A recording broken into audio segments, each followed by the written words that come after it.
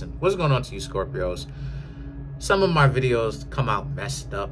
Sometimes around my YouTube studio, it just looks messed up. So I accidentally deleted the video, but I'm definitely gonna come back around and give y'all another video.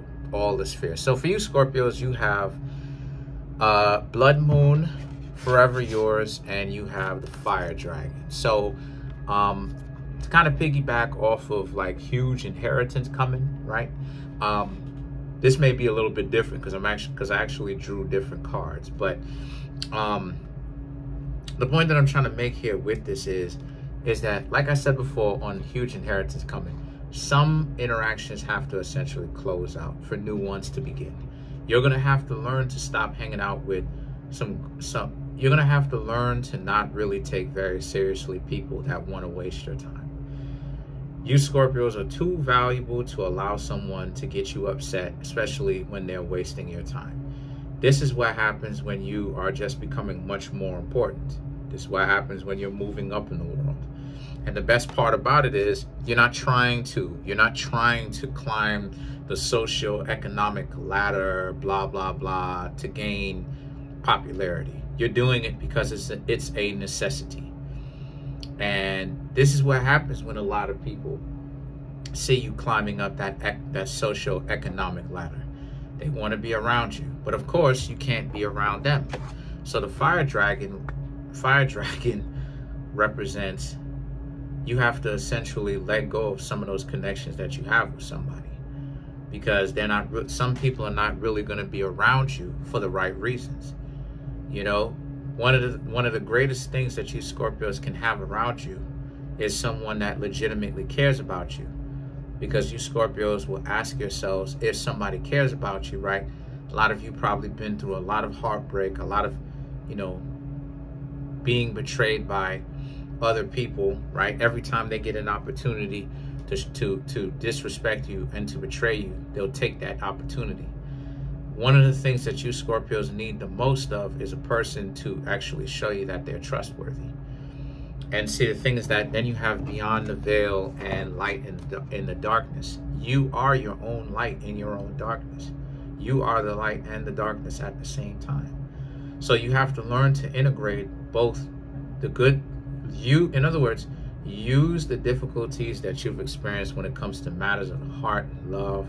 Use that to fuel your own success, because a lot of people counted you out for a very long time. And look, and you Scorpios aren't a particularly loud zodiac sign where it gathers a lot of attention. But yet and still, how to understand Scorpio is still some of my biggest videos on my channel, right? With over 11,000 plus counting views. And the reason for that in the first place is because a lot of people want to know how to understand Scorpios, right? The mystery, the fact that you choose to keep people on the outside because you don't necessarily know who you could trust. That kind of energy still, that kind of mystery still gathers a lot of people, right? People still want to know how you Scorpios think. So, and you give people a challenge. So the beyond the veil and the light and darkness represents you're never going to have a shortage of people that are interested. It's just that you just have to make sure that the people that you choose to be around you, whether they be family ties, friendship-wise, or romance, actually are people that you can really trust, that aren't just going to be around you for the short term. They want to be around you for the long haul. Summon the Reaper and Soul Blend represents how Summon the Reaper and Soul Bond, excuse me, I said Soul Blend. Soul Bond represents how, and like I said, cutting ties with people that can't keep up with you. And we all go through that, right? We all know what it's like to be with somebody romantically or have a friend, but the two of you just stop talking to one another. And there's no anger towards each other. It's just that this person is doing their thing, you're doing your thing, and the two of you have different values, and there's nothing wrong with that. But at the same time, you Scorpios still know what it's like to still be in love with them, still love them, still feel something for them, right? Still feel love in your heart. And you at least with you, at least you'll always have that spiritual bond with the person where you're not going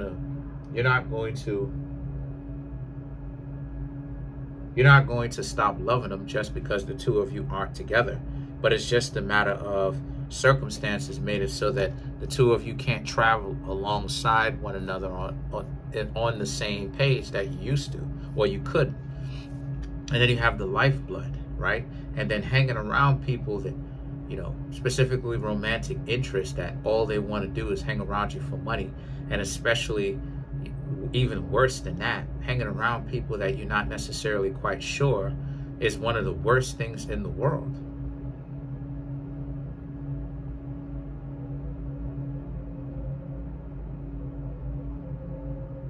It's one of the worst things in the world, because you know it. You know that they don't rock with you like that. You know that they only want to hang around you for the finances or your body looking good or whatever the case may be. They know this.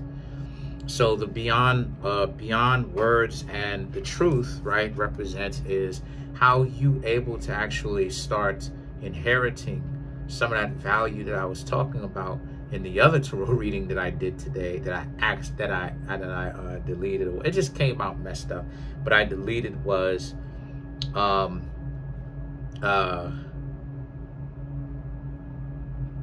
you just have to be in a better position where you Scorpios very much so understand that you gotta get out of the lost value system. You're still in the lost value system where you think that, like, you know, there's a chance that you could potentially change some people's minds.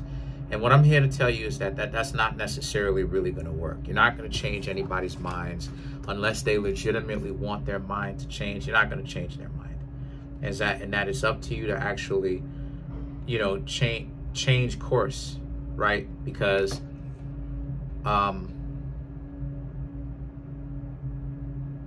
you owe it to yourself, right? You have the truth. You owe it to you, which is the justice, but you owe it to yourself to understand that at the end of the day, what's really going to put you in a powerful position is you being able to understand that it's better off that you be by yourself for the time being than for you to legitimately hang around somebody that doesn't want to hang around you.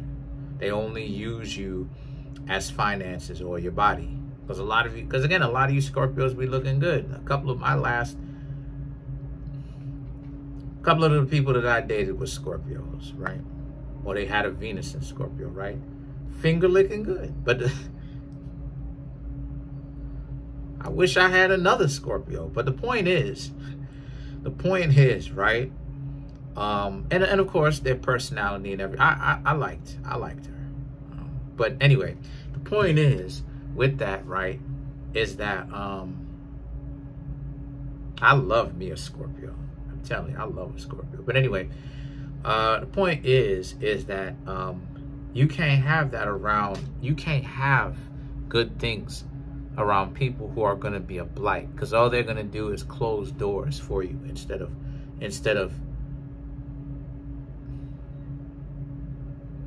not open them for you, but like walk through with you. You understand what I'm saying? Because sometimes you hanging around people that don't mean you any good, literally just that alone can literally create doors to close, or make doors close, or keep doors closed. So let's clarify the truth. I'm trying to get this thing done quick because I already did a video like this. You have the World, the Ten of Swords, the Unalive card, which is Scorpio, Four of Swords, and then you have the Emperor. This was something that you were supposed to have done a long time ago. And now this is about your experience and what you can make out of your experience. And don't allow anybody to get you into thinking that all you are is just a body or some finances. You're worth a lot more than that, and that you Scorpios essentially owe it to yourself.